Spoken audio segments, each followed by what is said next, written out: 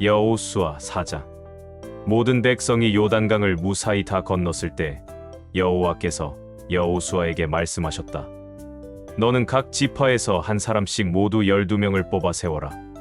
그리고 그들에게 요단강 한복판, 바로 제사장들이 서 있는 곳에서 12개의 돌을 가져와 오늘 밤 너희가 진 7곳에 갖다 두라고 지시하라. 그래서 여호수아는 각 지파에서 한 사람씩 모두 12명을 뽑아 그들을 모아놓고 이렇게 말하였다. 여러분은 요단강 한복판 여호와 하나님의 법궤 앞으로 가서 이스라엘 지파의 수대로 각자 돌을 하나씩 메고 오십시오. 이 돌을 볼 때마다 백성들은 여호와 하나님이 행하신 일을 기억하게 될 것입니다. 먼 훗날 여러분의 자손들이 이 돌은 무엇을 뜻합니까? 하고 물으면 여러분은 그들에게 이렇게 대답하십시오. 여호와의 법궤가 요단강을 건널 때 흐르던 강물이 갑자기 멈추었단다. 그래서 이 돌들은 이스라엘 백성에게 이 놀라운 기적을 영원히 상기시켜주는 기념비와도 같은 것이란다. 그래서 그들은 여호수아가 지시한 대로 요단강 한가운데로 가서 각자 돌 한 개씩 어깨에 메고 나와 그들이 진 7곳에 쌓아두었다. 그리고 여호수아는 요단강 한복판 법궤를 맨 제사장들이 서 있던 바로 그곳에도 12개의 돌을 세웠는데 그것이 오늘날까지 그대로 있다. 법궤를 맨 제사장들은 모세가 여호수아에게 지시한 일, 곧 여호와께서 여호수아를 통하여 백성들에게 명령하신 모든 일이 다 끝날 때까지 강 한가운데 서 있었고 백성들은 서둘러 강을 건넜다. 그리고 백성들이 완전히 강을 건넌 후에 법궤를 맨 제사장들은 그들이 지켜보는 가운데 강에서 걸어 나왔다. 르우벤 지파와 갓 지파와 므낫세 반 지파는 모세가 지시한 대로 완전 무장하여 싸울 준비를 하고 백성들보다 먼저 요단강을 건너 여리고 평야에 이르렀는데 그 수는 약 4만 명 정도였다. 그날 여호와께서 이스라엘 백성이 보는 가운데 여호수아를 크게 높였으므로 그들은 모세를 두려워한 것처럼 여호수아를 두려워하고 그가 사는 날 동안 그를 존경하였다.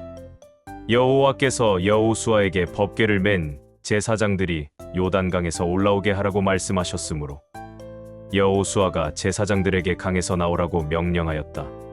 그래서 그들이 강에서 올라와 육지를 밟는 순간 강물이 다시 흘러 전과 같이 강둑에 넘쳤다. 이 기적이 일어난 때는 1월 10일이었다. 그날의 모든 이스라엘 백성은 요단강을 건너 여리고 동쪽에 위치한 길갈에 진을 쳤다.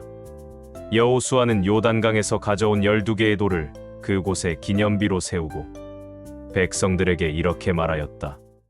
먼 훗날 여러분의 자녀들이 이것이 무슨 돌이냐고 묻거든 여러분은 그들에게 이와 같이 설명하십시오. 이 돌들은 이스라엘 백성이 마른 강바닥을 밟고 요단강을 건넜던 일을 상기시켜 주는 기념비란다. 우리 하나님 여호와께서 바로 우리가 지켜보는 가운데 강물을 말리시고 우리가 다 건널 때까지 그 강물이 흐르지 않게 하셨는데 이것은 전에 여호와께서 우리를 위해 홍해를 마르게 하신 것과 같았단다. 여호와께서 이와 같이 놀라운 일을 행하신 것은 세상에 사는 모든 민족에게 여호와의 위대하신 능력을 깨닫게 하고 또 너희가 너희 하나님 여호와를 영원히 두려운 마음으로 섬기도록 하기 위해서란다. 시편 129편. 이스라엘이 말한다. 내가 어렸을 때부터 내 원수들이 나를 몹시 괴롭게 하였다. 그들이 나를 무척 괴롭혔으나 나를 이기지 못하였다. 그들이 밭을 갈듯이 내 등을 갈아 긴 이랑을 만들었으나 여호와는 의로우신 분이심으로 나를 잡아맨 악인의 줄을 끊어버리셨다. 지온을 미워하는 자들은 다 수치를 당하고 물러가기를 원하노라. 그들은 지붕 위에 자라는 풀과 같아서 자라기도 전에 말라버리는구나. 그것은 베는 자의 손과 묶는 자의 품에 차지도 않는다. 지나가는 자들이 여호와께서 너를 축복하시기 원한다. 우리가 여호와의 이름으로 너를 축복한다 하고 말하지 않기를 원하노라. 시편 130편. 여호와여, 내가 절망의 늪에서 주께 부르짖습니다. 여호와여, 내 소리를 듣고 나의 간절한 기도에 귀를 기울이소서. 여호와여, 만일 주께서 우리 죄를 일일이 기록하신다면 누가 감히 주 앞에 설 수 있겠습니까? 그러나 주께서 우리를 용서하심으로 우리가 두려운 마음으로 주를 섬깁니다. 내가 여호와의 도움을 기다리며 그의 말씀을 신뢰하노라. 파수병이 아침을 기다리는 것보다도 내가 여호와를 사모하는 마음이 더하구나. 이스라엘아, 너의 희망을 여호와께 두어라. 그는 한결같은 사랑을 베푸시며 언제나 구원하기를 원하시는 분이시다. 그가 이스라엘을 모든 죄 가운데서 구원하시리라. 시편 131편. 여호와여, 나는 교만하거나 거만하지 않으며 나에게 과분한 일이나 내가 감당할 수 없는 일을 생각하지 않습니다. 오히려 내 마음이 고요하고 평온하니 젖된 아기가 자기 어머니 품에 고요히 누워 있는 것 같습니다. 이스라엘아, 지금부터 영원히 여호와를 신뢰하라. 이사야 64장. 여호와여, 하늘을 가르고 내려오소서. 작은 나뭇가지가 불에 타고 물이 불에 끓듯이 산들이 주를 보면 두려워 떨 것입니다. 여호와여, 오셔서 주의 원수들에게 주의 능력을 나타내셔서 온 세상이 주 앞에서 떨게 하소서. 주께서 오셔서 우리가 생각할 수 없는 놀라운 일을 행하셨을 때의 산들이 주 앞에서 두려워 떨었습니다. 자기에게 희망을 건 사람들을 위하여 주와 같이 이런 놀라운 일을 행하시는 신이 있었다는 말을 옛날부터 들은 자가 없고 깨달은 자도 없으며 그런 신을 본 사람도 없습니다. 주는 기쁘게 옳은 일을 행하는 자와 주의 법도를 기억하는 자를 환영하십니다. 그러나 우리가 주께 계속 범죄했을 때 주는 분노하셨으니 우리가 어떻게 구원을 얻겠습니까?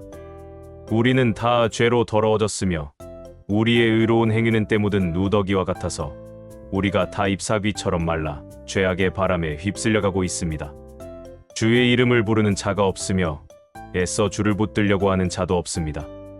그러므로 주께서는 우리의 죄 때문에 우리를 외면하시고 버리셨습니다. 그러나 여호와여, 주는 우리의 아버지이십니다.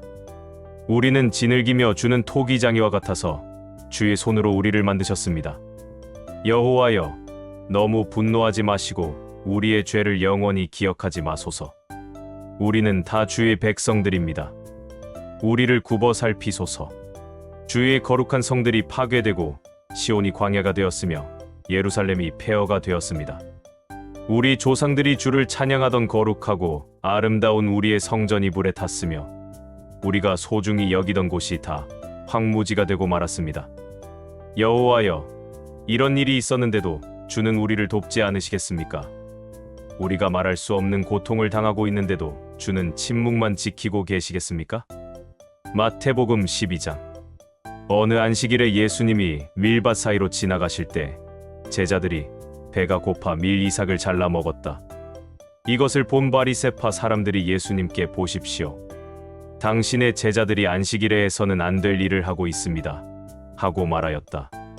그래서 예수님은 그들에게 이렇게 대답하셨다. 너희는 다윗이 자기 일행과 함께 배가 고팠을 때 한 일을 읽어보지 못했느냐? 다윗이 하나님의 집에 들어가 제사장만이 먹을 수 있는 차림빵을 그의 일행과 함께 먹지 않았느냐? 또 안식일에 제사장이 성전 안에서 안식일 규정을 어겨도 죄가 되지 않는다는 것을 율법에서 읽지 못하였느냐?